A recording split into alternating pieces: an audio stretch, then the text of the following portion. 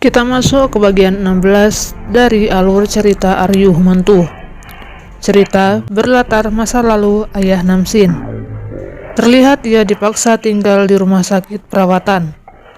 Ayah Namsin saat itu meminta bantuan Pak So, yang merupakan sekretaris dan juga sahabatnya, agar bisa membantunya keluar menemui istri dan anaknya.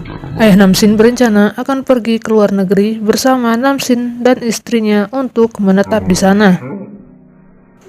Namun Pak So menolak. Ia malah meminta ayah Namsin untuk menyerahkan dokumen yang berhubungan dengan manajer Kim. Namun ayah Namsin tak mau memberinya. Pak So pun kesal karena ayah Namsin tak bisa diajak kerjasama. Ayah Namsin yang mengetahui segala hal busuk yang ketua lakukan pun sampai-sampai tak berhasrat untuk menjadi pewaris perusahaan tersebut. Pak So makin kesal karena baginya perusahaan itu sangat penting. Pak So juga tak ingin kehilangan posisi hanya gara-gara tingkah bodoh ayah Namsin. Selesai berbicara, Pak So pergi. Sementara ayah Namsin berencana kabur lewat jendela. Sayangnya ia tergelincir dan jatuh. Pak So yang mengetahui segera mendekat. Awalnya, Pak So hendak memanggil ambulan. Namun kemudian, ia membatalkan niatnya. Ia memutuskan untuk mencekik ayah Namsin hingga mati. Dan hari berikutnya, ketika ketua ingin melapor ke polisi atas kematian putranya, Pak So mengancam akan membongkar seluruh rahasia ketua. Mulai dari menyingkirkan manajer Kim dengan cara membunuhnya, hingga mengurung ayah Namsin yang sehat di rumah perawatan. Demi menjaga nama baik perusahaan, akhirnya ketua meminta Pak So mengumumkan kematian ayah Namsin sebagai bunuh diri. Mendengarnya, Pak So pun tersenyum. Sebelum pergi, ia melihat nama ketua, kemudian berpikir untuk berbuat jahat sekali lagi agar bisa menduduki posisi tersebut. Itulah mengapa Pak So juga berusaha membunuh Namsin di Ceko. Dan beruntungnya, ada Namsin Tri yang hadir untuk menggagalkan rencana licik Pak So. Karena keserakahannya, Pak So masih belum menyerah. Ia kemudian menghasut manusia Namsin untuk mengambil posisi ketua. Kali ini rencananya pun hampir berhasil. Manusia Namsin terjebak dan benar-benar hampir membunuh ketua menggunakan robot Namsin Tri. Beruntung, Kang Sobong datang dan membuat Namsin Tri sadar. Manusia Namsin pun pergi bersembunyi ke rumah Pak So. Manajer tim Ji menemui Namsin Tri dan menemukan ketua yang pingsan. Kang Sobong kemudian memberitahu jika manusia Namsin mencoba membunuh kakeknya. Adegan selanjutnya, ketua menemui manajer. Manajer berkata akan membawa manusia Namsin untuk meminta maaf. Manajer pun menghubunginya, namun tak diangkat. Di kediaman Pak So, dokter ketua datang dan menjelaskan tentang penyakit demensia ketua. Pak So lagi-lagi memancing emosi manusia Namsin. Ia berkata, mengapa ketua ingin melihat Namsin Tri ketimbang cucunya sendiri, padahal ia mengetahui jika Namsin Tri adalah robot. Manusia Namsin pun kesal mendengarnya. Pak So menambah perkataannya dengan menyuruh manusia Namsin segera mengambil alih perusahaan sebelum ketua menyerahkannya kepada si robot Namsin Tri. Di tempat lain, ketua menelpon Namsin Tri. Namsin Tri pun meminta maaf telah melukai ketua. Ketua meminta Namsin Tri untuk melindunginya. Ia khawatir jika suatu saat manusia Namsin akan kembali untuk membunuhnya. Ketua juga meminta Namsin Tri untuk menangani perusahaan dan melanjutkan proyek MCT impiannya. Namun tiba-tiba manusia Namsin datang dan mengambil HP ketua. Bibi ketua pun khawatir. Ia menelpon manajer dan memberitahu jika manusia Namsin di ruangan ketua dan mengunci pintunya. Manusia Namsin sangat kesal karena ketua lebih mempercayai robot itu. Manusia Namsin juga memaksa ketua untuk menandatangani kontrak pemindahan saham. Manajer yang sudah datang pun langsung menyeret manusia Namsin keluar, lalu menghajarnya. Manajer pun sudah kehabisan kata-kata menghadapi tingkah manusia Namsin yang makin menggila. Manusia Namsin kembali menegaskan, ia tetap akan berusaha mengambil perusahaan kakek, kemudian menjualnya.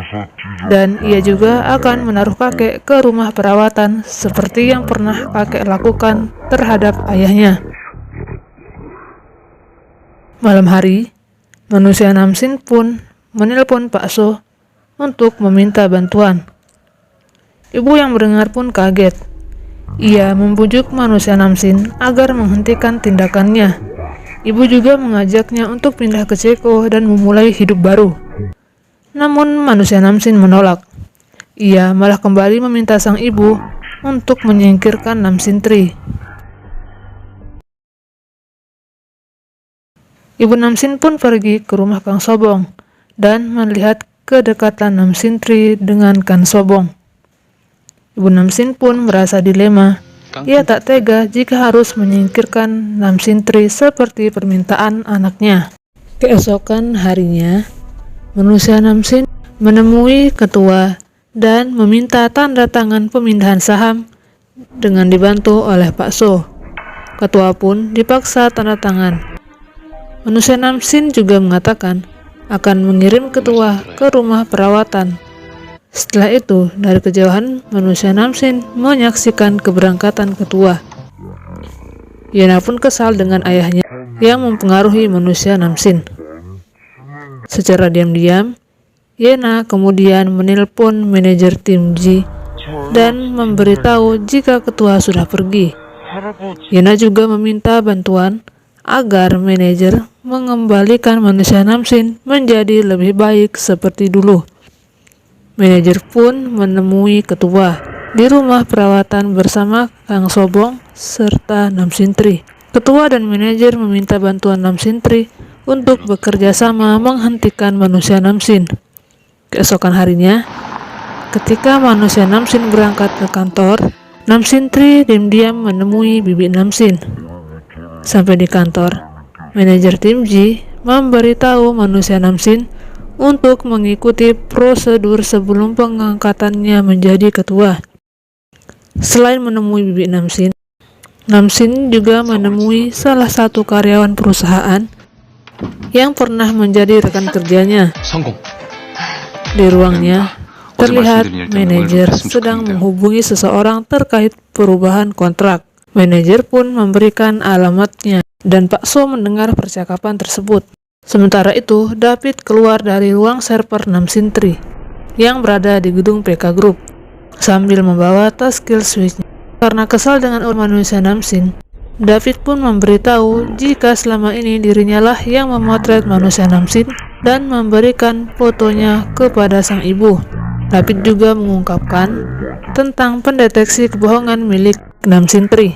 Ibu Namsin memasang program tersebut karena manusia Namsin tak suka dibohongi.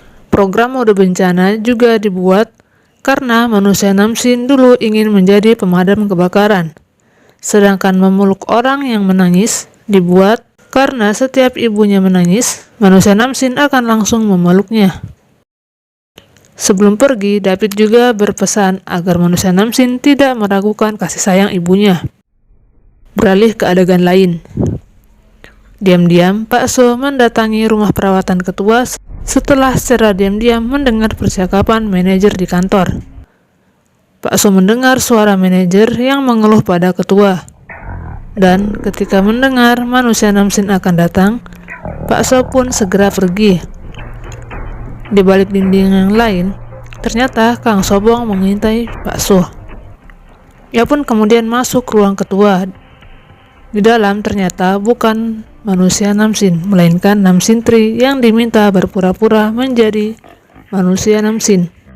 Mereka pun merevisi kontrak seperti yang diminta. Sementara manusia Namsin bersantai di rumah.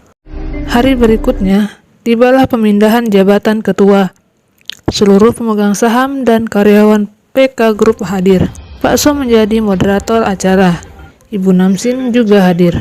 Saat pengumuman penyerahan jabatan kepada manusia Namsin Tri, tiba-tiba manajer tim Ji berdiri dan merasa keberatan. Manajer berkata, Dan yang mensukseskan program yang telah lalu adalah Namsin yang lain. 그분은 Manusia Namsin pun kesal.